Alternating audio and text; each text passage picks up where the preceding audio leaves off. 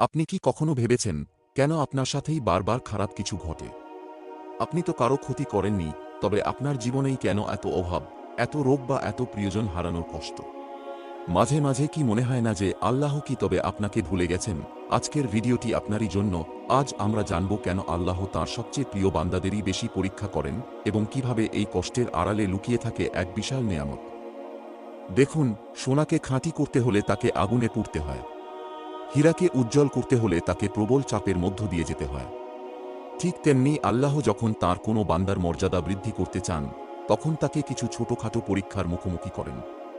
সূরা বাকারার ১৫৫ নম্বর আয়াতে আল্লাহ পরিষ্কার বলেছেন, আমি অবশ্যই তোমাদের পরীক্ষা করব ভয়, ক্ষুধা এবং তোমাদের জানমাল ও ফসলের ক্ষয়ক্ষতির মাধ্যমে। তবে সুসংবাদ দাও সেই ধৈর্যশীলদের।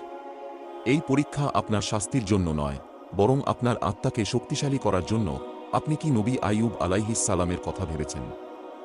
তিনি ১৮ বছর অসুস্থ ছিলেন, সব সন্তান হারিয়েছিলেন, ধনসম্পদ সব শেষ হয়ে গিয়েছিল। কিন্তু তিনি কি আল্লাহর ওপর রাগ করেছিলেন? না, তিনি ধৈর্য ধরেছিলেন। ফলাফল আল্লাহ তাকে আগের চেয়েও বেশি সম্মান এবং সম্পদ ফিরিয়ে দিয়েছিলেন। মনে রাখবেন, আপনার পরীক্ষা কখনোই নবীদের পরীক্ষার চেয়ে বড় নয়।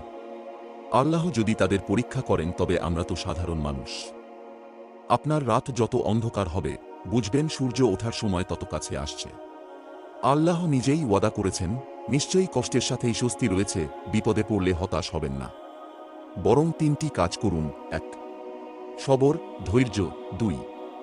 সালাত, নামাজ এবং ৩. দোয়া। কারণ আপনার চোখের পানি আল্লাহর কাছে অত্যন্ত দামি। হয়তো আজকের এই কষ্টই আপনার জান্নাতে যাওয়ার উসিলা হবে। তাই ভেঙে পড়বেন না, আল্লাহ আছেন আপনার সাথে। ভিডিওটি ভালো লাগলে আপনার পরিচিত সেই বন্ধুটিকে পাঠান যিনি এখন কঠিন সময় পার করছেন। এমন আরও জীবনমুখী ইসলামিক ভিডিও পেতে মল্লিক মিডিয়া ২৪ চ্যানেলটি সাবস্ক্রাইব করে বেল আইকনটি চেপে রাখুন।